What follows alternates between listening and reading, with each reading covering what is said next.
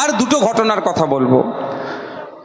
গত কয়েকদিন আগে দেখলাম, এর আগে আমি বলেছি, আজকেও বলছি, আমাদের রাজ্যের মুখ্যমন্ত্রী মাননীয় মমতা ব্যানার্জি মহাশয়ের নামে বাংলাদেশের এক বক্তা কুমন্তব্য করেছে।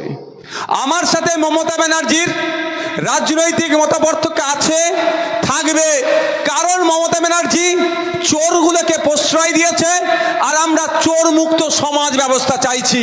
ফলে দুজনের আদর্শ এক হতে পারে না, দুজনের মত এক জায়গায় হবে না, সবসময় মতাদর্শগত সংঘাত লেগেই থাকবে।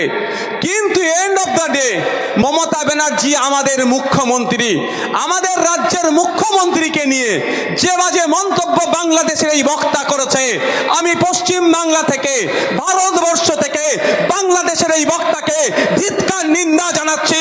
ওই বক্তব্য প্রত্যাহারের জন্য এখান থেকে বার্তা দিচ্ছি। সাথে সাথে আমার ভারত সরকারকে বলছি, আপনি বাংলাদেশের ইন্টেরিয়াম গভর্নমেন্টের মাধ্যমে ওই বক্তার কাছ থেকে জবাবদিহি করুন।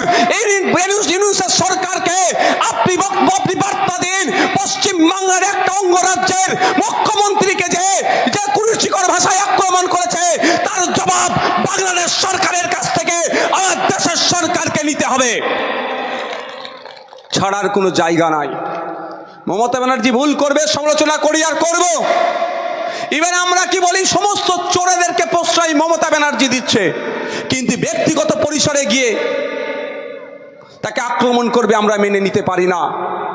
আমার দেশের সরকারের কাছে আমি অনুরোধ করব যে ইমিডিয়েট ইউনূস সরকারের কাছে আপনি এর জবাব তলব করেন। রাজনৈতিক মতপার্থক্য ছিল, আছে, থাকবে, আদর্শগত মতপার্থক্য ছিল, আছে, থাকবে, কিন্তু আমার রাজ্যের মুখ্যমন্ত্রীকে কটু ভাষায় আক্রমণ করবে, এটা আমরা মেনে নিতে পারবো না। কারণ সাংবিধানিক পদে তিনি বসে আছেন, তার হাতে সার্টিফিকেট আছে, তাকে আপনাকে আমাকে সম্মান দিতে হবে। আপনি আমি যদি সংবিধানকে ভালোবাসি, আপনি আমি যদি সংবিধানকে মেনে চলি, সংবিধানকে সম্মান দিতেই হবে। সেই সংবিধানের বলে, আর্টিকেলের বলে মমতা ব্যানার্জি চিফ মিনিস্টার সিটে বসে আছে।